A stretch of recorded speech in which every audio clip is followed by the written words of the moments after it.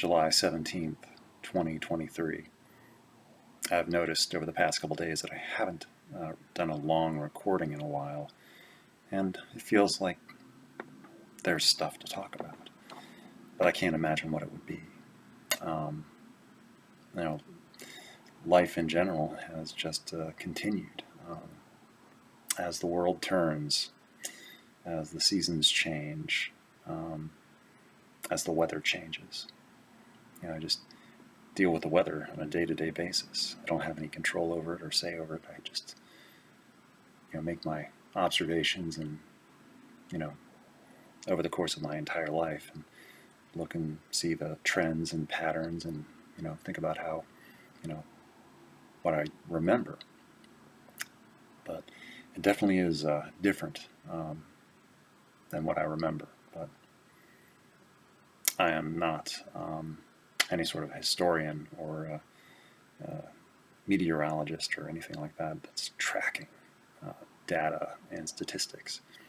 And from my point of view, a lot of it is just being told on such a small scale that making any sense of it during my lifetime, it's hard to say, especially since I'm only looking at it from places where I've lived, and I don't know. But does anyone? But it does,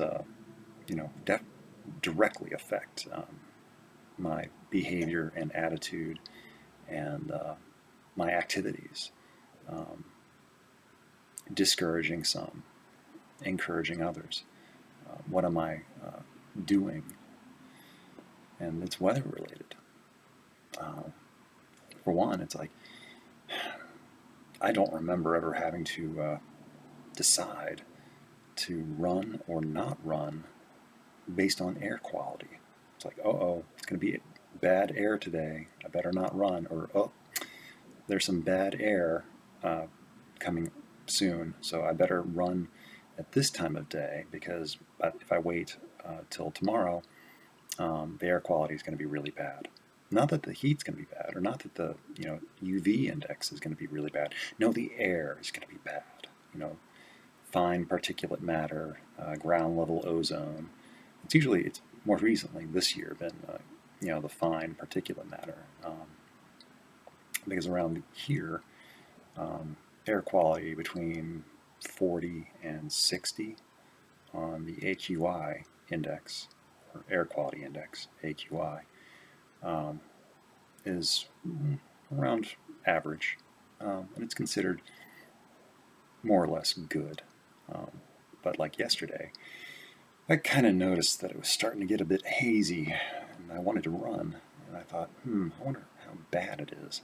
So, I didn't look at the UV index first, or the temperature. I looked at the air quality when I got back here, and sure enough, it was already at 90 and climbing. And I looked at the map of what was going on, and there was a brand new wave front of bad air was on its way, and right for this location. And I was like, well, if I'm going to go, I have to go now, because it's not going to get any better, and I want to go for a run. It's already been a couple days. So I went ahead and went and had a nice run. And I got back, and just 2 hours later, index was already at like 113, and which is already into the unhealthy range for sensitive groups. And everybody's sensitive. It's the air. It's just how sensitive we are. But it's not good for anyone. But then even just a couple hours later after that, I took, showered, got cleaned up, ate something, and then, took a nap. When I woke up, it was in the 160s, and that's very unhealthy. And anyway, today's it's a little bit better, not much, but we made it through that first wave front of smoke and everything like that. So I didn't really want to talk about that, but here we are. I've talked for 5 minutes, and pretty much I should have bored anybody out of their mind who decided to click on this for whatever reason and watch a little bit of it. I don't expect anyone would have made it this far, so now it's safe to talk about whatever I choose. Haha. So, anyway, sorry, not sorry.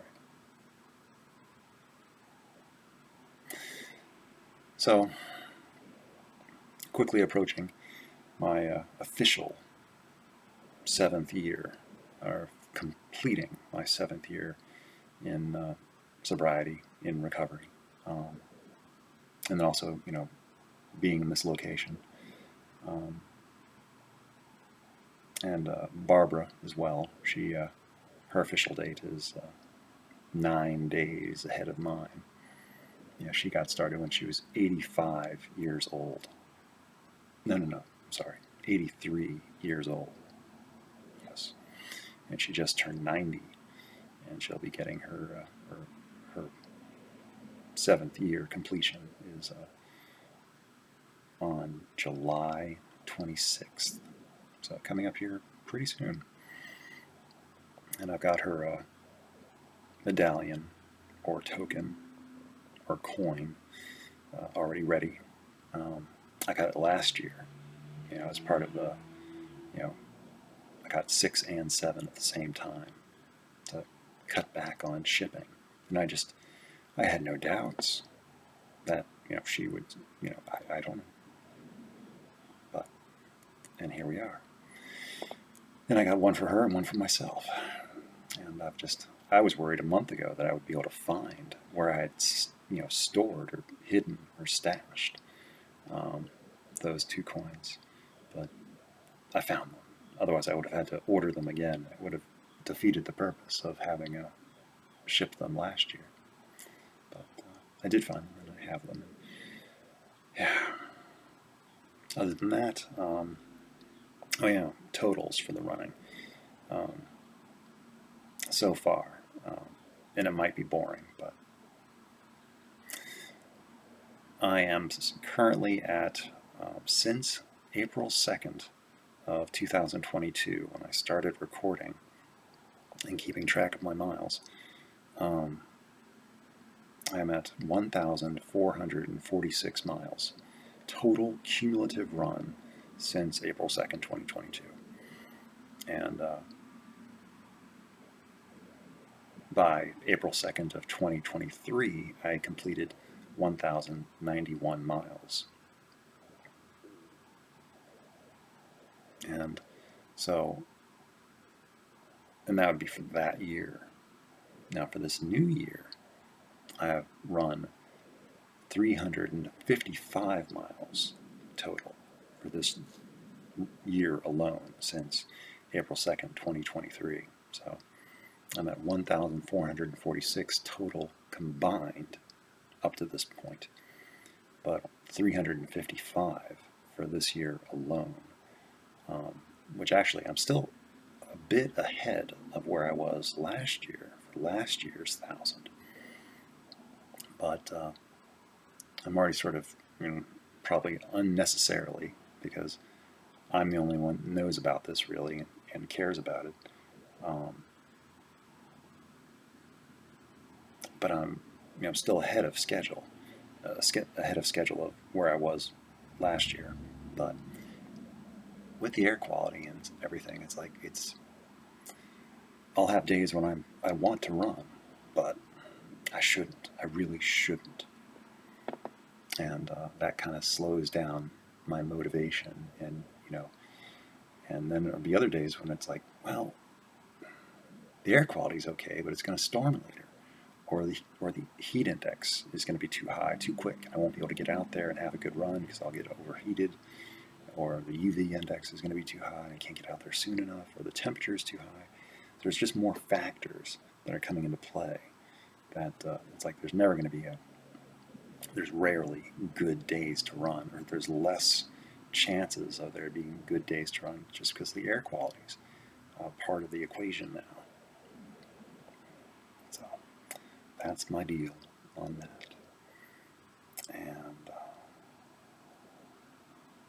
I did trade in my 2020 Volkswagen, and that was on a 3-year lease, and I got that traded in and swapped out for a 2023 model, the exact same variety, basically. Um, Other people might notice more of the differences of like, well, it's technically this or technically that, or it's got this or that. It's like it's same make and model, so it's basically, to me, it's the same car. The only main change that I'm aware of and pay attention to is the color. Um, Up to this point, I've had gray Volkswagens. This one is silver because gray was unavailable at the time when I was picking it up.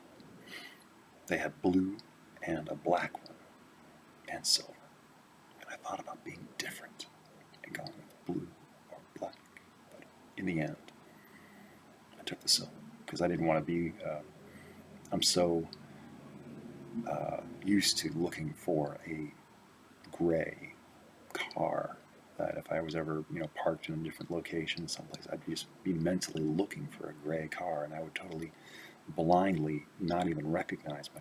I get used to it, I would hope, but I would just a blue car or a black car. It's just I should have stuck with gray, So I was worried about buyer's remorse, and it's like I should have stuck with gray. So I ended up getting this one, and it's working out. I haven't even put 100 miles on it yet because I just don't drive very much or very far. Everything for me takes place in this little pocket environment. Most of my travel is just the little commute back and forth to work, and the rest is on foot. I used to make trips twice a week up to Indianapolis to attend recovery meetings, but I stopped doing that around the pandemic time. It wasn't because of the pandemic, it was because of other pandemic-related issues, such as just the social aspect of how that was affecting most people, and then travel and driving. And it's just enough stress factors that I had to, I chose to stop going. And I haven't been back, though I sometimes wonder, but it's like, that was a whole other world, and I didn't understand it when I was a part of it. It's like it took 2 years to kind of invite myself into it and be accepted by a few of the, I don't know, what do you call it? Veteran people. It's like they, I'd earned their trust and I'd been around for a while. They'd seen me, they got to know my patterns and how I talk and how I am. They didn't really understand exactly why. I was just, awkward or quiet or weird. But so that's kind of fits in just fine with recovery people. All sorts of different little idiosyncrasies and eccentricities. But, they don't make an Autistics Anonymous program. But a lot of people that are autistic don't even know it. They don't mean to be anonymous, but they just don't know it. They've never had any cause to find out or be, in a situation that avails itself to finding out. And then if it actually means anything to them and in the context of their reality that they live in. For me, it was a matter of, it helped establish an identity which I was missing for the longest time. And I had been adopting and one identity that was the one that was available, the one that was on offer, and I was being taught about it because everyone around here wanted me to. That was the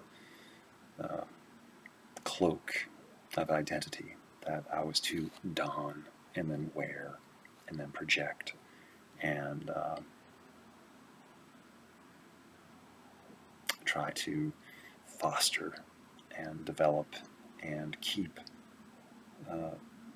the narrative going, that of, recovery culture. And I'm keeping it anonymous. But, and everything's, there's nothing wrong with any of it. It's designed and built around a really, healthy values and ethics and guidance. It's just individuals tend to find whatever it is they're personally looking for to drive their own agendas and motives and values. So the message gets lost, which isn't, it's not anything different than any other social organization of any kind. So it's like I had to, strike out on my own or just get swept up and lost among other people, constantly trying to attend to and do what I thought other people wanted me to do, or be the person that I thought other people wanted me to be.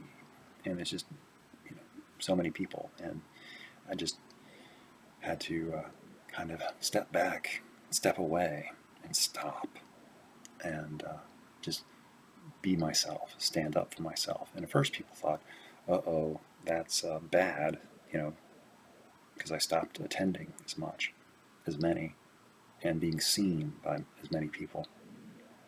And people just assumed, based on their own personal histories and knowledge of how most people behave, that those are the initial signs of somebody relapsing and going back to whatever it is they used to do. For me, it was drinking alcoholically, alcohol dependence and abuse for a long time. But my particular way of doing things and understanding of things was, again, for my own mental health, and that much recovery was bad for me. Just constantly being pressured and monitored and observed and judged and evaluated. And it really did feel like gaslighting to try to subvert my own understanding of what my reality was like, and my feelings and thoughts, or just like feeling like things I would say or do were constantly being scrutinized against a backdrop of somehow my trying to justify or get back to an older way of life. It's like, no, I'm trying to find a way to live in this new life. Maybe that's how other people think, or maybe that's how the people that they themselves think, or they're assigning me their fears, projecting and attributing onto me their own worries. And some of them there is overlap, I'm sure, but for me, I have extra incentive to just either do this or die. It's not a life and death situation. It's more of a do or die. And that's how the situation was at the onset. It's like, well, if you don't stop drinking, you're going to die. And if you do stop drinking, you still might die, sooner rather than later. There were no guarantees. I was not offered or told anything nice, like, oh, just do this and you'll be okay. No, it was like, well, if you don't do it, you'll die. And if you do it, you have a chance. I'm not going to say how much of a chance. I'm not going to say, how well it's going to work, but you don't have a choice. It's like there was an inevitability about it, and I could choose to try, or I could choose to die. So I chose to try, and it turned out that it worked, and I'm glad for it. It's one of the best decisions I ever decided, and it was just based out of fear. It wasn't like brave or anything like that. It might have been a choice of cowardice, really, because I was afraid to let go like that again so quickly.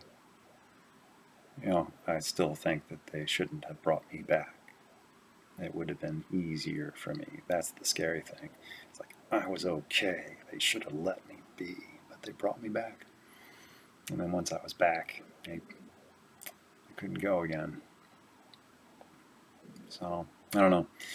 I'm still working on it. That processing of feeling like, it's not survivor's guilt.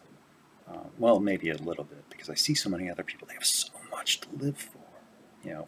Careers and families and children and networks and communities, and they just can't, and they just keep relapsing back into old addictive behavior or alcoholism, and they don't make it.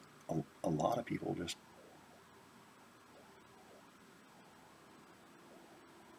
their story ends. And I remember my little bits of them, how I encountered them and remembered them, and how I might have, had a little brush with them or conversation. But it's really up to the individual. And how bad do they want it? Because that's something that, I don't know, you can't teach in any sort of book or anything like that. People have to already have that drive. That's what I think. And if people don't want it, or don't find some sort of place for themselves, or contentment or satisfaction, or peace of mind, or resolve to continue, then they just won't. They'll find a way to excuse their own behavior and go back to how it was, to permit themselves to justify it, as though their entire time in sobriety was just waiting for some sort of validation, like, oh, this happened, a condition that needs to be met for them to be able to. It's like it's something that they wanted to do anyway, and they're just waiting for it. Okay, now I can. And then no one can say anything. Whereas it is totally correct, I believe, that, well, you're not doing it, you're doing it for yourself. And if you're not doing it for yourself, then you're already in trouble.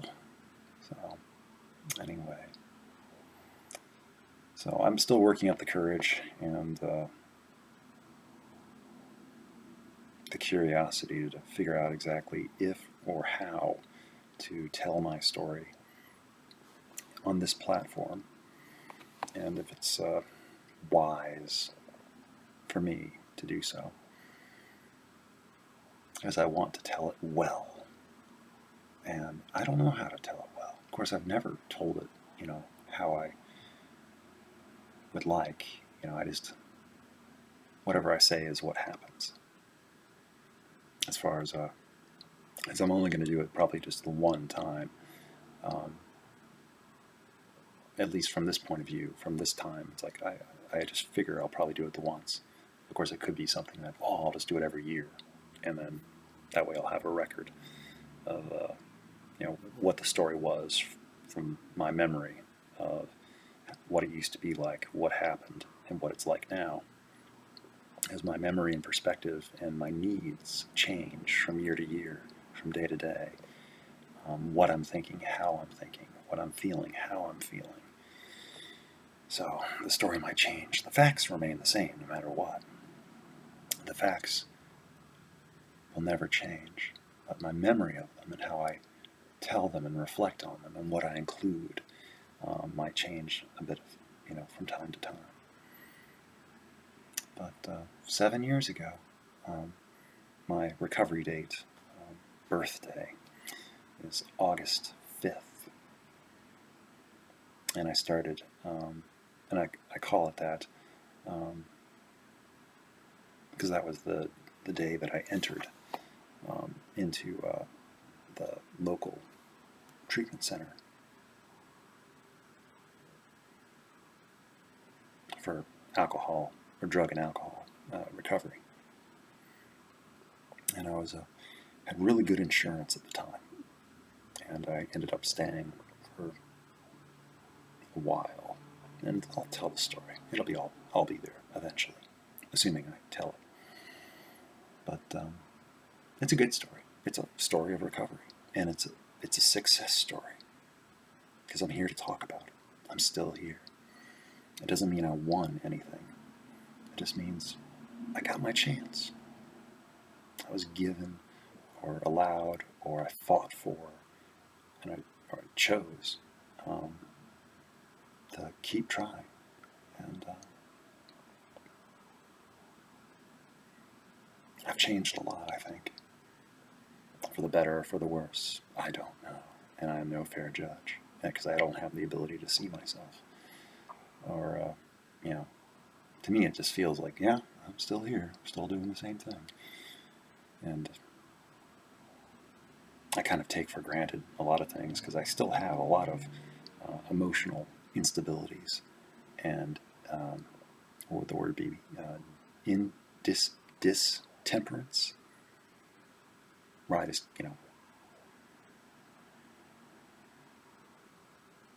have anxiety attacks or become disgruntled or angry or upset or tantrumatic. But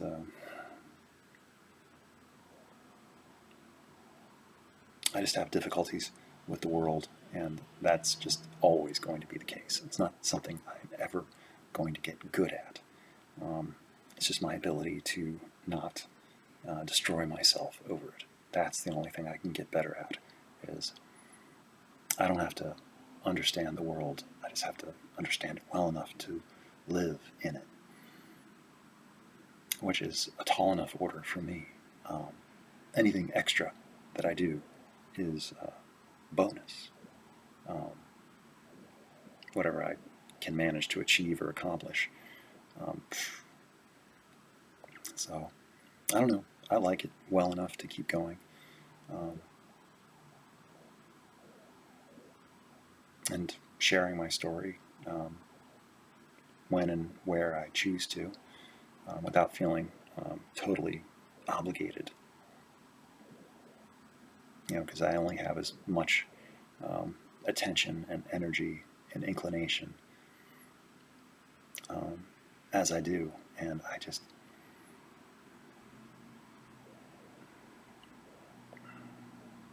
I can't believe I've already talked for this long. But I would talk about some other things, but I just don't have time. There's a lot to talk about. Oh, yeah, one of the main things is I'm still dealing with, paperwork from the passing of my mother. There are a few other claims out there that, just for want of me figuring out how to do the paperwork, it's like some other claims that need tending to, where people, it's like, it'll benefit me, but I just don't know how to do the paperwork. So I'm like thinking about like hiring an accountant. It's like, here's this paperwork that needs to be done. I don't know how to do it. Help. It's like, I don't care what the fees are. It's like, here, how much money do you want to figure this paperwork out with me and help me figure it out? And then, because it's kind of stressing me out. So, and so then that, the hair is still